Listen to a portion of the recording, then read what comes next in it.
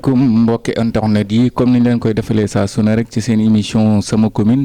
nag di émission boo xamante ni fépp foo xamante ne rek commune nga fa ci Sénégal dinañ fa teg suñu tànk ngir waxtaan ak ñoom ba ñu xool naka la ñu mën a def ba commune yi jëm ca kanam tey ji nag ñi ngi fi nga xamante ni mooy commune u Tivaouane Peulh Niaga ñu ñëw seet si fi koo xamante ni ci mairie bi lay liggéeyee yor fi commission bu am solo waaye du ñu def lu dul bàyyi ko moom mu nuyoo présenté wu ñu doog a ñëw ak ñoom moom ci laaj yi. salaamaaleykum mbokku internet yi rawatina mbokku commune Tivaouane Peulh Niaga man nag maa ngi tudd Mouhamed Faye nekk maîtrisard aussi en gestion des entreprises nekk aussi am aussi master 2 en logistique transport ak master en finance comptabilité master 2 aussi en finance comptabilité jiite fii nag ci mairie bi depuis 2014 ba mairie bi sosoo ba léegi man maay jiite administrativement commission domaniale bi fii ci mairie bu Tivaouane Peulh Niaga. ginnaaw bi nga présenté woo ba pare ñu ñëw ak yow ci laaj yi bu ñu nee commission domaniale lan mooy rôlu commission domaniale ci mairie. waaw laaj bi defe naa ni am na solo parce que rôlu commission domaniale ci mairie mooy saytu lépp loo xamante ne tey laal na wàllum suuf. lépp lu jublu ci wàllum suuf rek defe naa ni commission domaniale bi moo koy saytu ca ba ngay tàmbalee di am sa tool walla nga am sa parcelle nga bëgg ñu defaral la kayit commission domaniale boobu ñoom ñoo yore wàll boobu yépp ba ngay am sa acte administratif ñoom ñooy gérer démarche boobu yépp defe naa ni seen rôle aussi c'est primordial ci mairie rawatina mairie bi nga xamante ne mooy mairie commune Tivaouane Peulh Niaga parce que toll na fi nga xamante ne tey ñëpp fii lañ jublu mairie Tivaouane Peulh Niaga kon wàllum commission domaniale am na fi solo lool. ñu gis ni commission la boo xamante ni commission bu am solo waaye commission bu bari coow itam lan moo waral coow loolu. waaw xam nga suuf moom defe naa ni Sénégal bi yëpp la partout ci Sénégal defe naa ni rajo yeeg télé yi boo dee xool ñii. coow ci wàllum suuf moo ëpp fuuf que yeneen yi ñuy wax bañ nañ ko ba président de la république waxoon na ko nee na dossier yi nga xamante ne mooy ñëw bureau suuf si mën na 70% kon suuf coow li yàgg na waaw. li ñu ci gën a amal solo muy coow loo xamante ni juddu na bu yàggul dara ci fële nga xamante ni mooy bënn ba. mu nekk coow loo xamante ni coow lu tiitaloon askanu Tivaouane Peulh la parce que ci biir coow li ñu ngi wax ni am na ay notification yoo xamante ni mi ngi génne ci mairie bi te baaxul te yow laal nañ ci sa tur. waaw loolu defe naa ni dama ci sawar a tontu parce que notification yooyu dafa am lu ko waral tout d'abord maanaam notification yi maire dafa am lu mu ci jublu parce que population Bono ba Niaga Peulh Kër Marème Meng Déni Géej ñoo ñëpp ñoo bokk même situation peut-être nag coow li Bono ba la gën a bëree parce que seen problème extension bi moo tax coow li defe naa ni foofu la am te maire li mu waxoon dafa leer defe naa ni ba may dem foofu mu yónni ma foofu ma ànd ak ki nga xamante ne moo jiite bureau urbanisme di mbaylum dem foofu ñu boole ñoog délégué de quartier yi muy Bono ba muy Kër Marème Meng muy Déni Géej defe naa ni fu ñu dem aussi dañuy dem ba ci délégué de quartier bi ak chef de village bi waxtaan ak moom ne ko maire ñu yónni pour ngeen def un recensement boobu nag bi ñu ko defee délégué yépp indi seeni ay kayit ku ci nekk nga def sa kase ki nga xamante ne yow leer na ni kii sa quartier la nekk soit am na fa kër mu dëkk fa même bu fa dëkkulee aussi mu am fa terrain nga jël kayitam document am acte de cession yi ak photocopie carte d'identité yépp boole ko indil ñu ko ñun fii mairie bi ñu traité ko. y avait un première vague boobu defe naa ni moom lañ njëkk a defar bi ñu ko defaree ba pare ñoom ñu delluwaat ci ginnaaw ñu ne am na lu des maire na leen kat comme que am na lu des te nekk na ci biir dëkk bi bëgg naa kayit yooyu aussi ngeen defaat beneen recensement ngeen indil ma ko defe naa ni man ci boobu sax laa commencé woon defar notification yi parce que première vague bi man defaruma ko dama traité dossier bi en Excel ma envoyé ko monsieur le maire jox ko cabinet defar ko waaye lépp loo xamante ne ci deuxième vague bi la moom man mii en personne man maay defar notification yi te notification bu original xam naa ko buñ ci defaree xam naa buñ ko defaree aussi xam naa ko léegi nag li lalu ci biir coow li bëri maanaam dafa am ñoo xamante ne seeni pexe moo sottiwul parce que maire li mu waxoon c'est clair damay dimbali sama askan pour que ëllëg ñu mën a déposer ndox déposer courant te loolu la ci jublu woon mu defal leen notification parce que notification prérogative maire la amul benn loi wala benn article boo xamante ne mi ngi tey ci code des collectivités locales boo xamante ne mën na la wax ci affaire notification prérogative maire la maire moo am sañ-sañ boobu dafa nit notifier ko notifier ça ne veut pas dire que sax yow dañ laa yow yaa moom wala dara te li ñu bind ci notification yi c'est clair li ñu ci bind dañ ci bind ne diwkat reconnaître na ci village bii la dëkk mu doon Bonoba mu doon Kër Maname mu doon Déni Géej reconnaître na foofu la dëkk ba pare gannaaw bu mu reconnaître foofu la dëkk nangu na it ni mi ngi ci assiette foncière bi nga xamante ne mooy pôle urbain du Lac Rose mu ne leen tamit ci biir loolu mu ne leen après da ngeen di dem ngeen rapproché wu ci service pôle urbain bi parce que foofu titre foncier la titre foncier bi numéro bi su ma juumalee mi ne 14043 R donc foo xamante ne immatriculé nañ ko maire amatu fa sañ-sañ di fa délibéré léegi nag dafa am ñoo xamante ne dañu def yëfu saay-saay ci biir maanaam monsieur le maire dane bu kenn indi document boo xamante ne mi ngi ci biir extension bi parce que extension moo jiitu pôle bi extension bi defe naa ni c'est en 2015 pôle bi c'est en 2016 extension bi am na délibération globale mais mënoo gis benn délibération individuelle tey ci biir extension bi parce que amul léegi nag am na ñoo xamante ne comme ni ma ko waxoon léegi yëfu saay-saay la ñuy def dem jël seen ay kayit def ko ci quartier fekk ni ci biir extension bi la nekk am na ci ay benn mais loolu tamit maire jël na responsabilité am képp koo xamante ne gis nañ ni def nga loolu boo ñëwee kayit bi dañ koy annuler kayit boobu valable donc loolu defe naa ni jarul coow te ki nga xamante ne aussi moom moo génnoon ci télé bii may waxee nii wax man xaw ma ko wax dëgg fa ne yàlla mosuma ko gis xaw ma ko ci noonu daal laa ci amee image yi ma gis ko mu wax ci télé bi li nga xamante ne wax na ko ba pare defe naa ni boo amee ay kayit ñëw ci mairie ne da ngay te foofu maire naa fa wax dara maire fayewu fa kenn dërëm kon moom ginnaaw bu mu ñëwee ne dafa am ñu mu ñëw jox leen ay dossier am fay leen xaalis moom déjà rek dafa jalgati parce que mairie booy fay xaalis dafa am yoon maanaam dañ lay dagal quittance dafa la doon sa ordre de recette nga dem dagg sa quittance nga fay nga am traçabilité mais moom xaalisam boobu tey buñ ko laajoon fan nga def xaalis bi du ci mairie bi ka mu ko jox moom ka mu ko sékkal moom la ko sékkal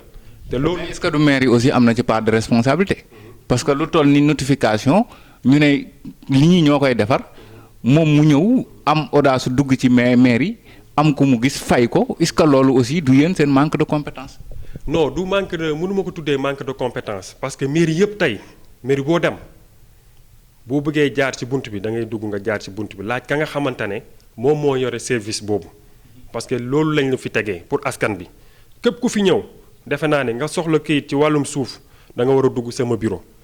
nga laajte dugg sama bureau ma xamal la nga xamante ne yow boo ci jaaree doo ci am benn problème mairie boo dem tey am na ay ras de couloir maanaam ñoo xamante ne tey dañuy ñëw ci mairie bii même mun nañ nekk ay agent mais luy seen jubluwaay jubluwuñu ci pour maanaam teg affaire yi ci yoon maanaam ay jalgati la ñuy def loolu jalgati laa ko mën a tuddee parce que yow bu la leera ni yow bureau bi géré woo bureau bi yow du yow yaay réglé problème domañaali du yow yaay réglé papier bi donc da nga war a orienté kooku te mairie bi defe naa ni am na ay ASP yoo xamante ñi ngi leen fi teg ñu ngi ci bunt bi boo ñëwee nga laaj leen nga leen diw laay seet bureau ndàngam laay dinañ la orienté ba nga dugg foofu ginnaaw ASP yi sax am na yeneen agent de sécurité yoo xamante ne aussi ñi ngi fi yoo xamante ne ñooñu aussi orientation la ñu yore kon kooku li mu def noonu defe naa ni moom responsabilité la engagé ak ka nga xamante ne moom la ko sékkal te foo yooyu muy wax ba tey bii indiwul kayit parce que ñun suñu liggéey mooy ñuy dimbali askan bi di leen saytul di leen teg ci yoon ba ñu am kayit ya nga xamante ne moom méngoog seeni ay parcelles fa mu nekk waaye jusqu'à preuve du contraire amul benn kayit boo xamante ne moom ñëw na fii au niveau de la mairie dégg naa nag mu ne bëgg na gis monsieur le maire mais balaa muy gis monsieur le maire dafa war a jaar defe naa ni ci man ba pare ñëw indi kayit yi ma leeralal ko ba pare mu door a yéeg au niveau. mais gis nañ ko mu yor ay notification yoo xamante ni ci site bi la nekk te moom ci biir waxam nee na notification yooyu baaxul ba pare gis nañ ci aussi signature maire mu nekk lu doy waar. waaw loolu defe naa ni faux et usage de faux la defe naa ni am na lu mu waxoon moom ne day dem porter plainte defe naa ni gënoon na yomb mu porter plainte lépp leer comme que moom nanguwul ñëw indi ñu kayit yooyu parce que kayit yooyu tey bu ko indoon man du ma defar du faux man li may defar la nga xamante moo nekk sama machine loolu laa xam la nga xamante ne nag keneen na ko defar loolu moom la engagé parce que c'est pas une première mun na nekk nag faux bi mun na nekk mais c'est pas une première ñuy jàpp du faux li ñu fi jàpp du faux bëri na même ba ci délibération yi ñuy defar jàpp nañ ci du faux mais képp koo xamante ne ñëw nga fii ñu gis ni lii c'est du faux dañ la naan demal lii c'est du faux nga porter plainte ki nga xamante ne moom moo la defal ce faux là mais ñun la mairie dégage ses responsabilités waaw. léegi tey ñi nga xamante ni am nañu foofu ay terrain ba pare seeni notification baaxul ñooñu tey nan ngeen di def ak ñoom. non ñooñu ñun suñu responsable du engagé parce que maire ba ñuy def extension bi defe naa ni waa village bi yëpp ci àndoon ñu dem def délimitation bi bi ñu defee délimitation ba pare village bi yëpp ànd ci ne fii kenn waru ko laal ba ñu séddale parcelles yi à leur grande surprise mu am koo xamante ne moo fa dugg jaay fa lu tolloo 14 hectares léegi 14 hectares yi ñoom bi ñu waxtaanee seen biir ba pare loolu ñu féetale ko waa famille boobu kon képp koo xamante ne ñu kooku tamit demaat ci biir dolleekuwaat jaayaat fa lu tolloog ay 4 hectares wala ay 6 hectares problème bi gën a aggravé mooy ñi ñu tojal ci 4 hectares yooyu la bokk. léegi nag képp koo xamante ne yow am nga fa defe naa ni ka ngay dem waxal mooy ka nga xamante ne moo la jaay mais pas la mairie parce que mairie bi jaayul kenn mairie bi li muy toppatoo mooy affaire u kayit te képp ku fa am kayit sa kayit boobu valable. am na leneen lu ñu ci jaaxal ci site boobu ba léegi gis nañ ni dafa am ñaari délibération benn bi di 2015 benn bi di 2013 yéen naka ngeen mën a defaree ay notification ci ñaari délibération. bon sa question boobu naka la ñu mën a defaree ñaari notification ci benn ci ñaari délibération parce que terrain bi booy xool ñaari délibération la am extension bi 2015 ak 2013. xam nga extension dëgg bu tax ñuy wax extension ka ngay wax ni 2013 la am su ma juumulee mooy ka nga xamante ne moo dem jël ci 14 hectares yi moom nekkul extension la am te moom papier boobu mu am bañ ko vérifier c'est du faux moo waral sax ñu jàpp ko dóol ko ci kaso bi comprendre nga papier boobu 2013 amul benn traçabilité parce que papier délibération day am PV lépp loo xam ne amul PV loolu mënoo ko tuddee délibération mooy temps délégation spéciale bi bëri na ci nag faux papier du faux yooyu noonu bëri na fi boo demee à la sous-préfecture doo ko fekk boo ñëwee fi mairie bi doo ko fekk donc loolu mënuñu considérer ne administrativement papier bu valable donc papier bi nga xamante mooy bu valable mooy bi ñu def 2015 mooy extension bi 50 hectares yi. kon ça veut dire que ni mën nañ jàpp ni extension bënn ba benn délibération la am muy bu 2015. waaw extension bënn moom benn délibération la am mooy délibération 2015 bi te ñu tuddee ko extension bi képp ku fa am beneen délibération moom xamal sa délibération moom c'est caduc. léegi tey lan moo waral seen tekkaaral depuis boobu ba léegi yéen communauté Tivaouane Peulh ñàgg ñu di leen jiiñ dara ngeen noppi lànk ne du ngeen ci wax. non du tekkaaral sax xam nga administration duñ ko booleeg ay wax yu bëri peut-être comme nii nga def nii ñëw envers nous mais ñun xam nañu wóolu nañ suñu bopp te xam nañu li nga xamante ne moom la ñuy liggéey lu wér la te lu wóor la te ci ay texte lañ ko teg texte yooyu nag nga xamante moom moo ñu régir ñun collectivité locale bi defe naa ni ñu ngi ciy bay suñu waar boo seetloo monsieur le maire bu mu ñëwee en 2014 bañ ko falee man defe naa ni man la njëkk a recruter comme agent à part ki nga xamante ne moo yoroon secrétaire municipal bi mu fekkoon fi madame Ba muy ASCOM bi man la njëkk a recruter en septembre 2014 ma yoroon commission domaine toog nañ presque 1 an yoo xamante ne defuñu conseil délibéré wuñu nit ñi di kaas naan maire bi du signé du def li mais boobu da doon saytu suuf si état des lieux monsieur le maire ku ko xam nangul ko ni xam na suuf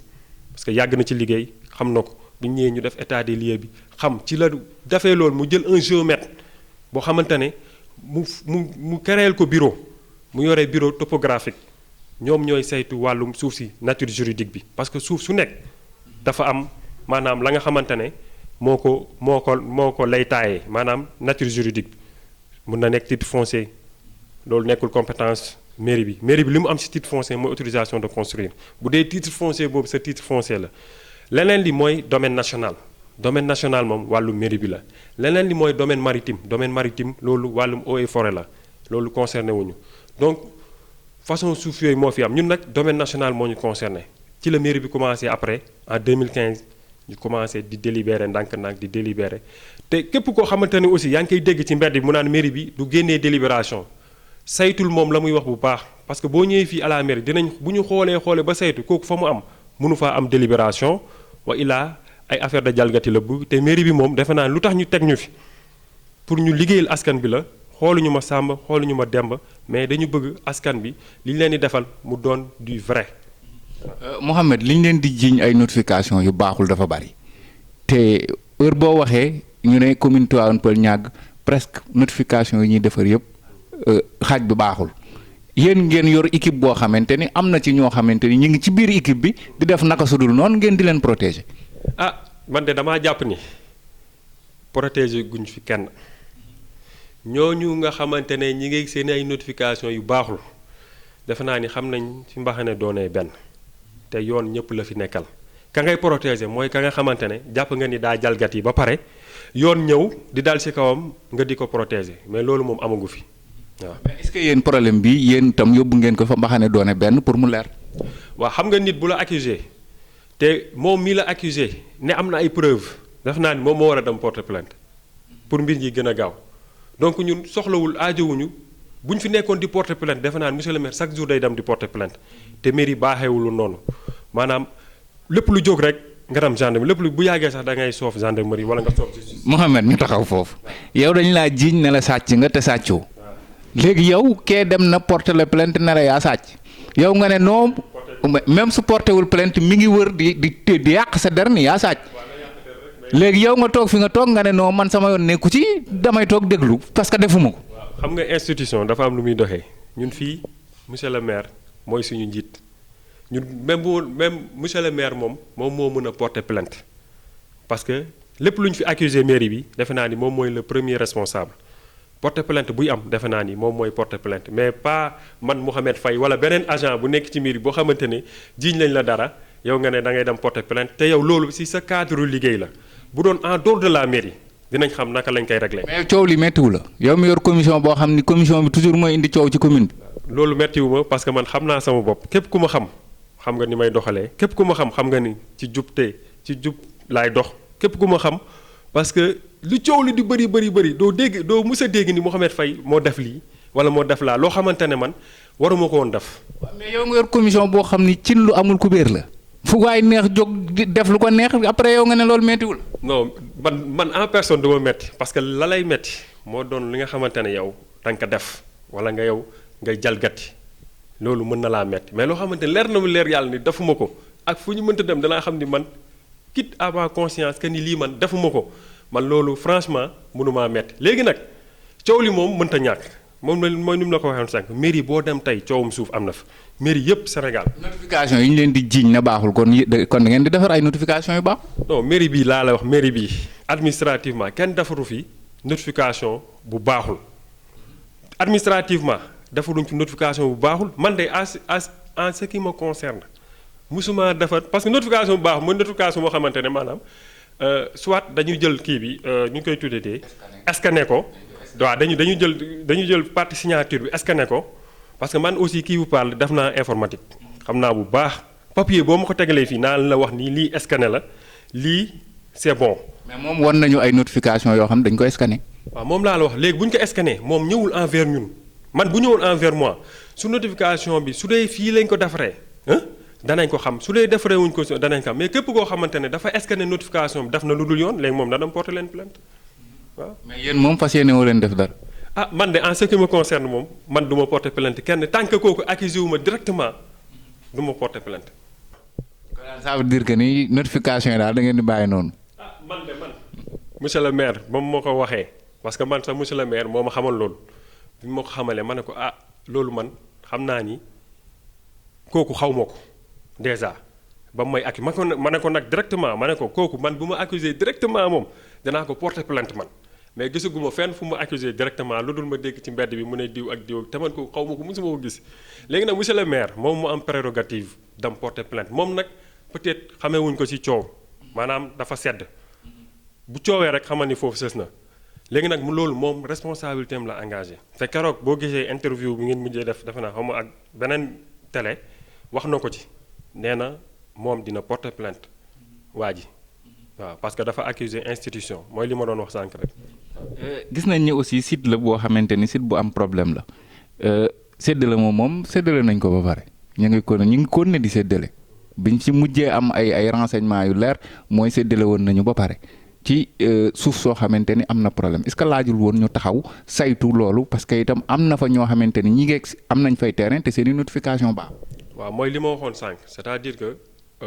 foofu man mii ngay waxal bokkuma ci commission bi commission bi waa village ba la waa village bi ci boppam doomu waa dëkk bi ñoom ñoo bokk ci commission boobu même conseil yi dëkk foofu bokkuñu ci commission bi keroog am na ko interview muy jubéeru wax na loolu te loolu dëgg la bokkul ci commission donc commission bi ñoom ñoo toog seen biir famille bi seen biir ñu waxtaan ba juboo monsieur le maire ñëw ne leen lan ngeen doxalee ñu ne ko lii lañ mu ne leen ànd naa ci kon foofu defe naa ni beneen coow waru fa mën a am léegi nag li ma waxoon sànq ña nga xamante ne jaay nañ leen foofu ca ña leen jaay nañ dellu si ñooñu ñu waxtaan ak ñoom parce que ñooñu tey am nañ cër foofu ci parcelles yooyu noonu parce que doomu dëkk bi ñoom moom extension bi comme ni la ko monsieur le maire waxee doo gis kenn fii ci biir commune bi wala conseiller boo xamante ne maanaam fii nga feneen nga fekkee baax fu dul bëndoo ba ni am nga fa waaw. am na leneen lu ma la bëggoon laaj aussi ci extension yi mairie da ciy am quota wala du ci am quota. extension bi mairie bi amu ci quota extension bëndoo ba mairie bi amu ci quota ña ci am quota mooy ña nga xamante ne ñoom ñoo dëkk ci dëkk bi ñoo ko yeyoo ñoo ci am seen quota mais mairie bi comme ni mu la ko waxee léegi mairie bi amu ci benn quota. ci conseiller bi ñu fa interviewé ci biir ay waxam mu ne maire may na ko fa 25 terrain ci quota mairie la wax. loolu peut-être waxin bi moo ni mu ko waxee moo baaxul waaye moom déjà moom dafa bokk ci dëkk bi dafa dëkk ci dëkk bi moom dañ ko cëralee loolu moom loolu wàllam la. mais bu dëkkee si dëkk benn terrain la war a am comme ñëpp. déedéet ñëpp xam nga yàlla bu muy séddalul ñëpp ñu yem. Mohamed séddale bi bii bukki la bii njuur bii sàmba kon boo joxee conseiller 25 terrain jox ay délégué de quartier ku nekk 4 terrain xaw ma 6 terrain leeruma bu baax mais noonu la demee ñeneen ñi dëkk ca dëkk ba nga jox leen ku nekk benn terrain te ñëpp di ay citoyens sénégalais kenn ku ci ne war a am benn terrain ci séddale bi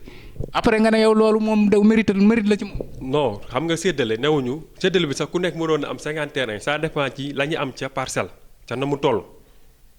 léegi nag loolu cër la ba nga xamante ne ñoom waa village bi ñoo ko may monsieur le maire ñu jox fa su ma jumulee Thierno Amadou Bambilor ne lii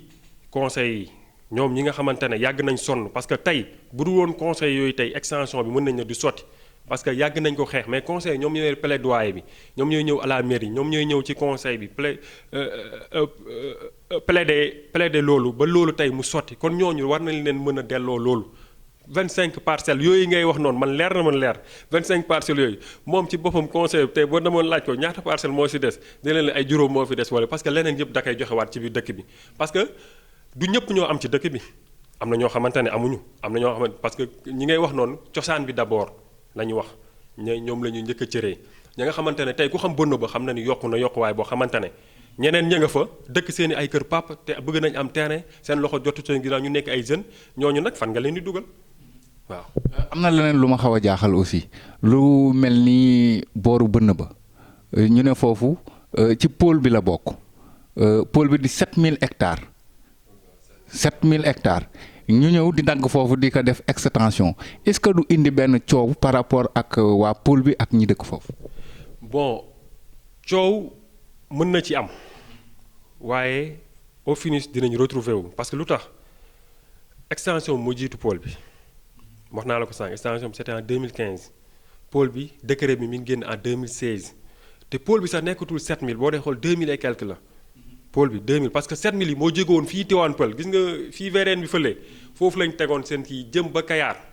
xam nañu loolu mënatul nekk mënatul am te tamit dafa am lu am ci pôle bi te nit ñi duñ ko bàyyi xel maanaam pôle bi pôle urbain et rural la nekkul pôle urbain seulement comme Diamniadio parce que village yooyu am nañ fa ay centaines d'années duñ ñëw rek raser leen peut-être dina am ay restructuration maanaam ñu defaraat mbedd yi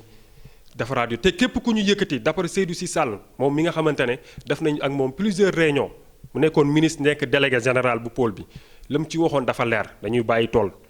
yi nga xamante ne war na leen fa bàyyi dañuy bàyyi extension yi dañuy bàyyi village yi mais village yi danañ ko defaraat ba mu méngoo ak pôle bi parce que mënuñu defar pôle mu rafet lool ñu tiim village bi doon benn village boo xamante ne village yu pàccaxoo lay doon kenn xamul lu muy nirool dinañ ko redresser dafa ay yoon te képp ñu yëkkati dina am un village de recasement comme fii nga xamante ne tey fii lañ nekk. Mouhamed li ñu bëggoon yëpp ci problème mu bënn ba maanaam atteindre nañ suñu objectif mooy leeral askan bi carrément mbir mi coow li lan moo ko waral tey li waraloon mooy ñu seet si la mooy yow yaa yor commission boobu. mu nekk commission boo xamante ni commission bu doy waar la ñu bëgg a xam tey yow nit ku ñëw bëgg terrain ci commune Tivaouane Peulh ñàgg fan la mën a jaar ba am terrain bu leer am këyit yu leer te wóor.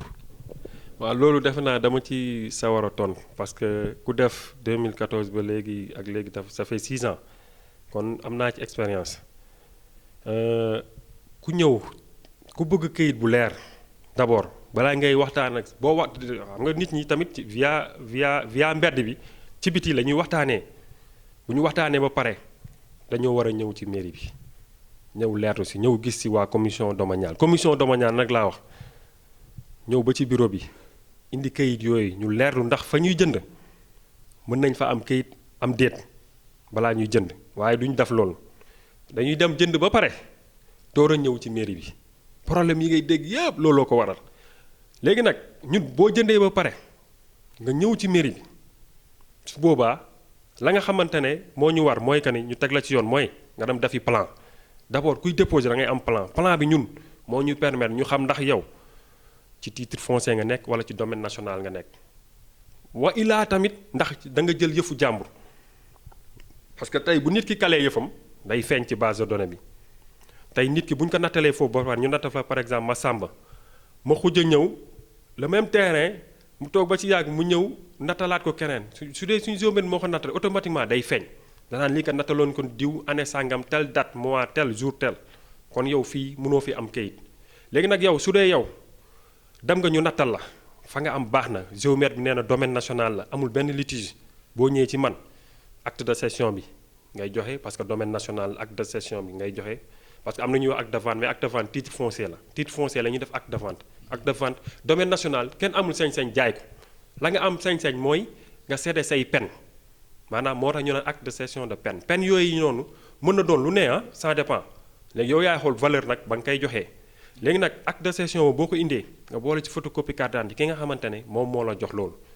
ak yow sa photocopie carte d'identité yow mi nga xamante ne yow yaay acquéreur bi ku ci nekk aussi minimum da ngay am benn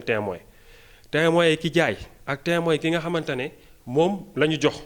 ñoom 4 photocopie carte ngay boole ak acte de cession bi ak plan bi boo ñëwee ma defal la enregistrement wane ni yow tu es en règle